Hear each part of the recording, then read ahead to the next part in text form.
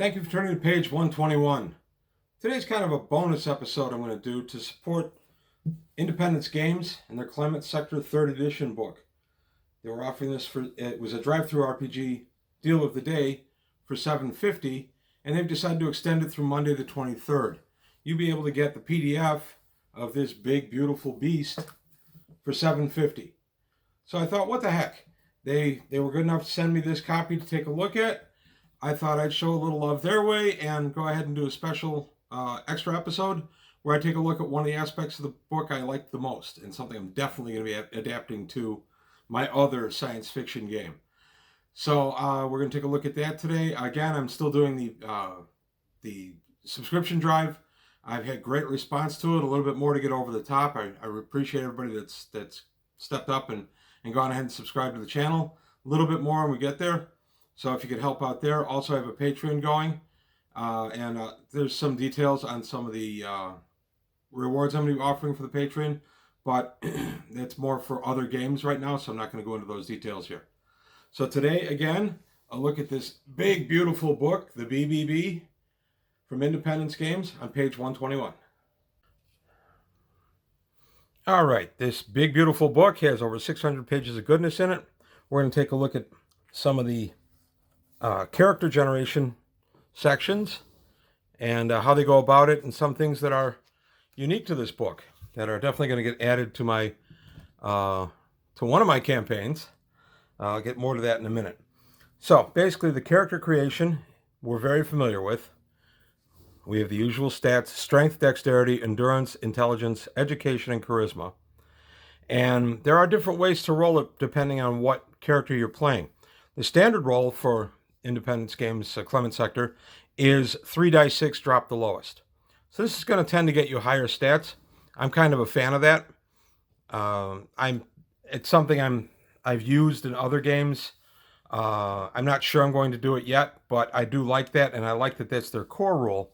And then they have an optional rule. In the core rule, rather, you roll them in sequence. So strength, dexterity, endurance, intelligence, education, charisma, in that order. The optional rule is you can assign the stats where you want to build the type of character you want. Either way, I think it's pretty good. And then we get the characteristic modifiers. We're all kind of familiar with this by now, so I like it quite a bit. And then it talks about altering your characteristics as you go through and suffer damage or aging. We're going to get to aging in a moment.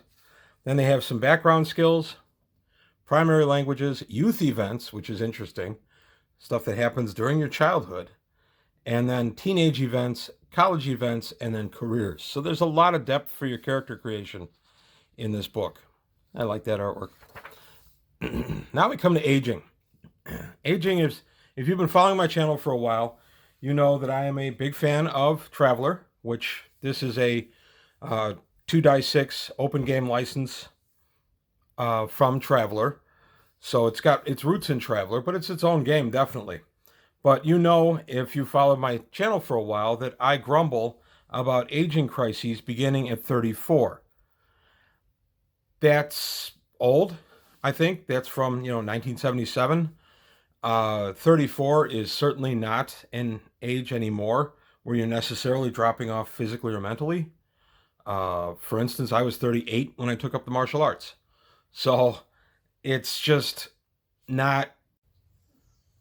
It's something I've never been crazy about, that 34 is the age that you would drop off and suddenly have these aging crises. So, interestingly, the aging process works different for Clement Sector 3rd Edition. Aging depends primarily on your homeworld. If your homeworld has a tech level of 9 or lower, then you age normally. You start having your age crises around 34, and you have age mods and things like that. But the higher the tech level of your homeworld, the better your medical care. And in this case, medical care applies to keeping old age at bay. It's kind of interesting because you don't have to age as badly as you did. They have science and they have a procedure. The treatment to keep old age at bay is the Seidel aging treatment. And basically starts if you are tech level or more for your home planet. So the Seidel aging treatment is talked about on page 115, where the better the technology, they basically genetically modify you that you won't age as badly. And now we have, based on tech level, your actual age. So let's go to 100. At 100, my actual age, my parent age at tech level 10 from a tech level society, tech level 10 society, would be 40 to 45. My parent age in tech level 11 would be 30 to 35, and tech level 12 would be 25 to 30. Big difference as you age. And if you're a tech level 9 or lower, your actual age is your actual age. So kind of neat. I see a lot of opportunities for role playing in this, and I also see that I'm going to be absolutely adapting this into my Traveler campaign. I am going to run Clement Sector by itself, but this is coming over in my Traveler game. For anybody familiar with the Honor Harrington novels, that's one of the elements that's kind of big in the Honor Harrington novels, is that they have something like the Seidel aging treatment. They don't necessarily call it that, but basically it's genetically modification where you would age, your physical body would deteriorate at a lesser pace based on the tech level of the world you were born on. So this translates beautifully, and that if you read the Honor Harringtons, by the way, the first 6 of those are outstanding. After that, it's kind of a trudge, and just be aware, Honor has character armor like you wouldn't believe. But that being said, I do like him for space battles, and it's just got a nice Traveler flavor to it. But back to the topic at hand, we have this nice way to keep age from being such an issue in Traveler. It doesn't necessarily have to alter your Traveler game much.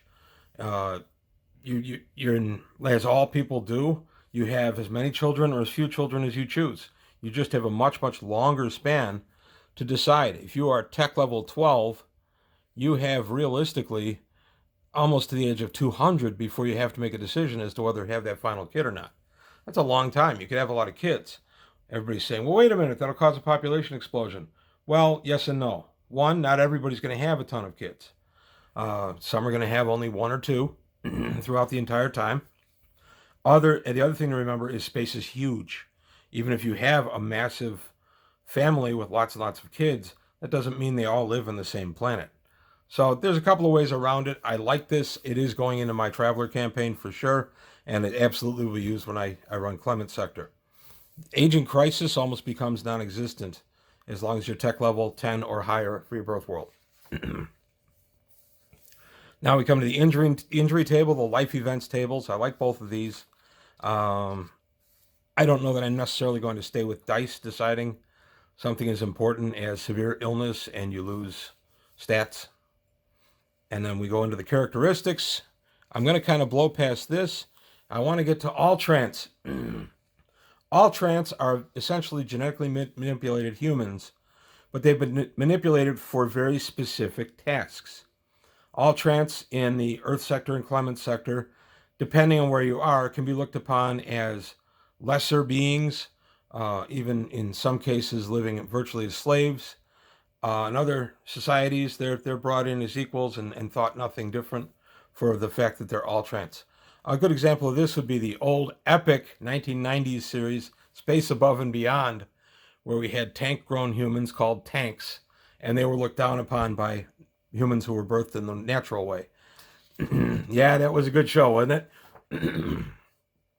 So we come to our first AllTrans, and the first are the Gation, short for Gation Ray. They are AllTrans were genetically engineered for low-gravity environments such as Earth's moon of Luna, and it can be other bodies also. And the idea here is that they are not as strong, so you would alter your characteristics when you roll them. It would be 2 die 6 minus 2 for strength and endurance, as opposed to 3 die 6 take the 2 highest. So that could be a big swing. But Dex is rolled 2 die 6 plus 2. And then Charisma is rolled 1 die 6 plus 3. Intelligence and Education are rolled normally. So each of these AllTrans has different ways to roll the character. And then it's got maybe their life expectancy isn't as long, which I'll get to in a moment. The next one we have is Oscars. These are, I know they'd be Oscars. I like saying Oscars. Oscars are AllTrans which were created for high gravity environments. They're named for the United States AllTran program. And one thing I like about Clement Sector is it talks about our world and the different things that we've done from nation to nation. So this one, for instance, I skipped over. They originated in Japan. Chinese, I'm sorry, created by the Chinese. Other nations quickly followed. The Oscars were created in the United States. They are shorter, and for strength, they would roll 2 dice 6 plus 2 for strength and endurance. Dex would be 2 dice 6 minus 2. Intelligence education rolled normally, but charisma is 1 die 6 plus 3. They should begin with survival high gravity at level 1. So these are just neat. These are something I toyed with time to time in other sci-fi campaigns. These also, by the way, all these AllTrans would translate beautifully to Gamma World, and in fact are going to, because why not? Our next setup are Aquans. They were designed for water worlds by a French science team. The Aquans have a great working relationship with Dolphins. I'm going to get to that in a moment. And then when they're rolled, it's 2 dice 6 for strength, dex, intelligence, and endurance. And endurance and charisma should be rolled at 2 dice 6 plus 2. So strength, dex, intelligence, and education are only 2 dice 6. And then endurance and charisma, 2 dice 6 plus 2. I like that you're paying for your extra abilities here, water breathing and webbed hands and things like that, by having possibly lesser stats than an ordinary character. I like that there's a trade-off, and that promotes game balance. I do enjoy that. Next, we come to Sniffers. They are AllTrans who have had their breathing, including nose and lungs, changed to breathe atmospheres which otherwise require a filter mask. Pretty neat. I see a lot of use for this. This is generated by a British bioengineering team. This could be a lot of fun. You know, they bad guys pump in that stinky purple knockout gas to get the bad guys, and you have a sniffer in there. Well, the sniffer doesn't worry about it. Sniffers roll 2 dice 6 for strength, dex, intelligence, education, and charisma. Endurance is 2 dice 6 plus 2. And they'll be able to breathe normally on any world with an atmospheric code of 5 to 9. That's pretty cool. And then the last one of the AllTrans is the Achilles.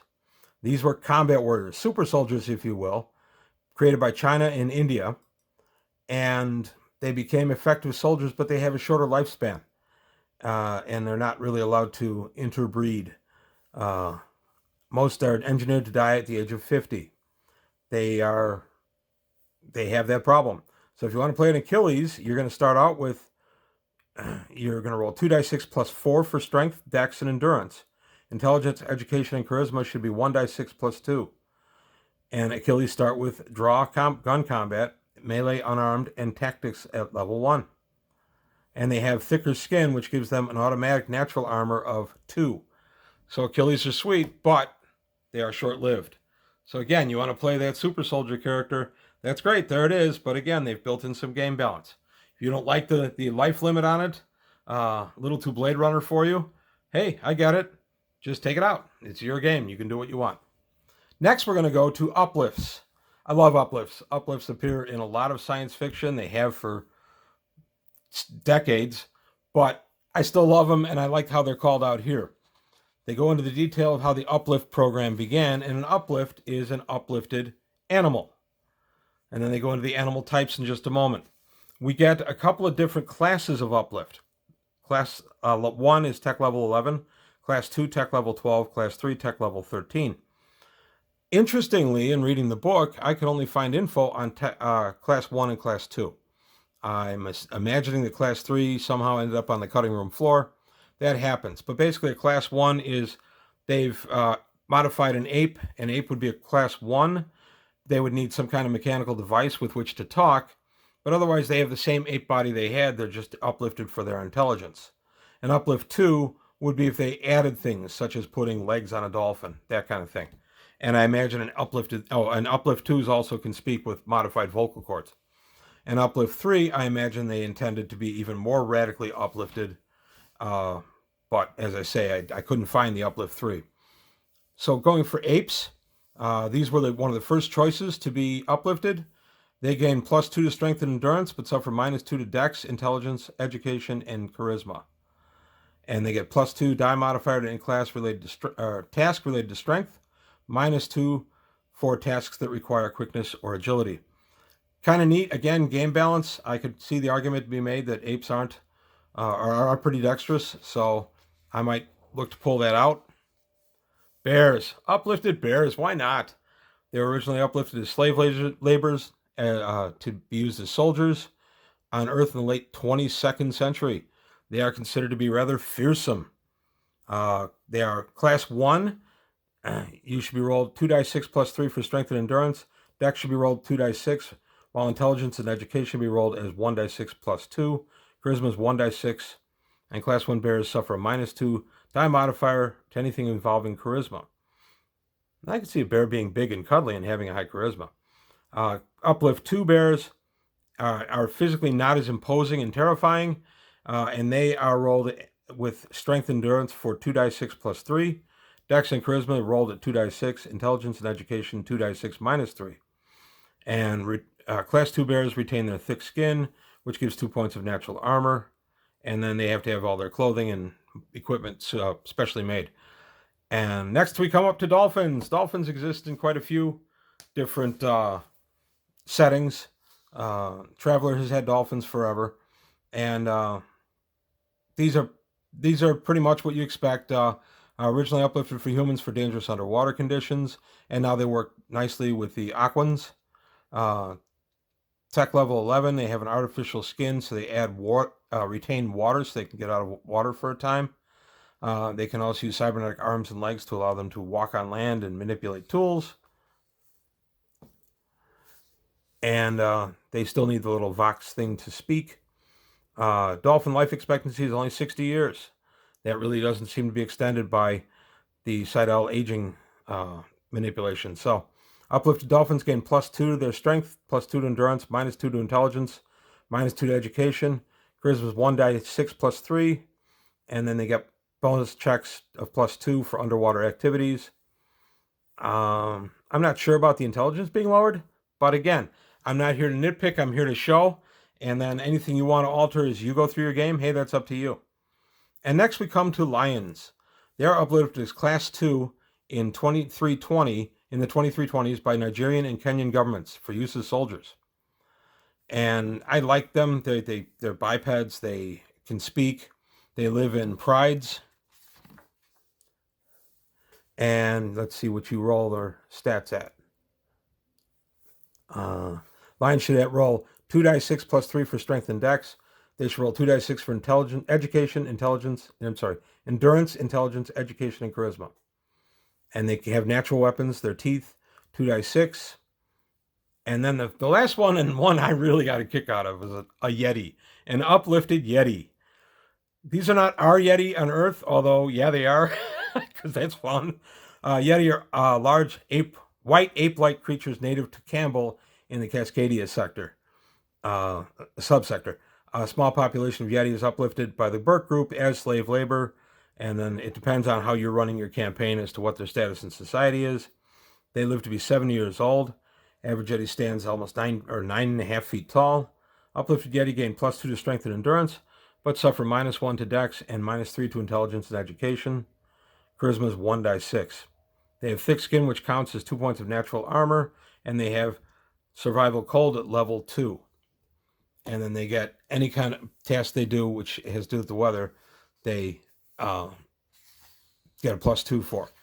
So that's the end of the section I wanted to talk about. Now I want to talk about, okay, I've mentioned Traveler a few times, and I by no means am saying that this is Traveler. It's not. But it occurred to me that there were a couple of analogs we could do if we wanted to introduce some of the classic Traveler aliens. So, for instance, if we wanted to bring in, of course, uplifted dolphins exist in both games. If we want to bring uplifted lions, instead of making them lions, we can make them Aslan. Why not?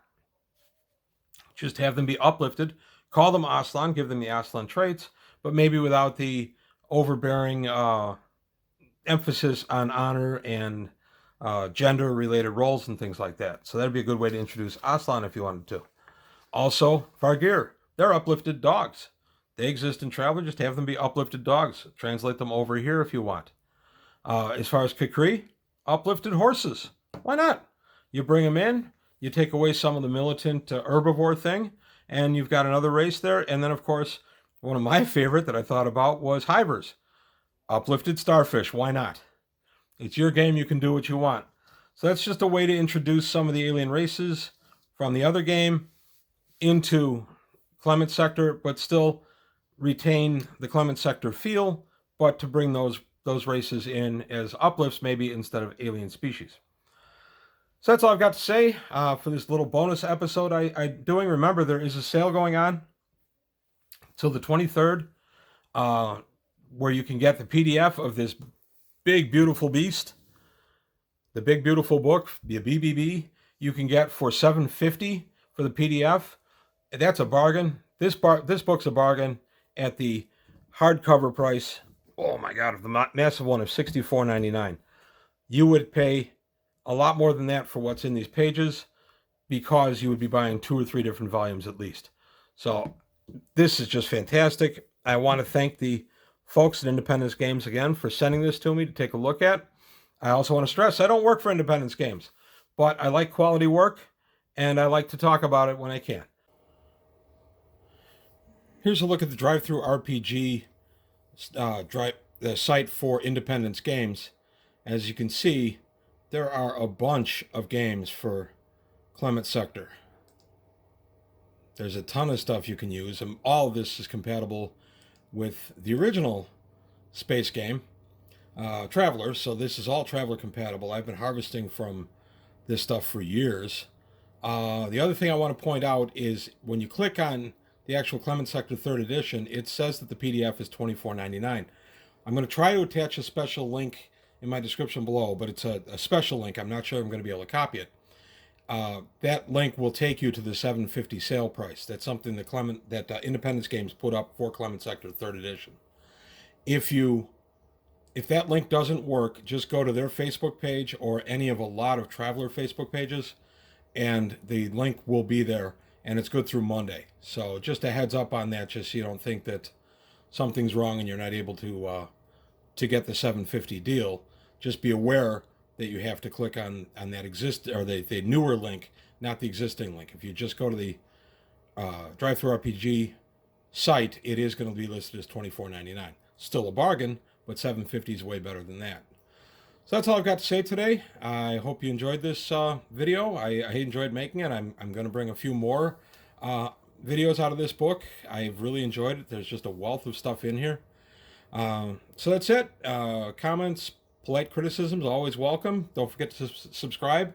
Please remember the Patreon. And that's it for today on page 121.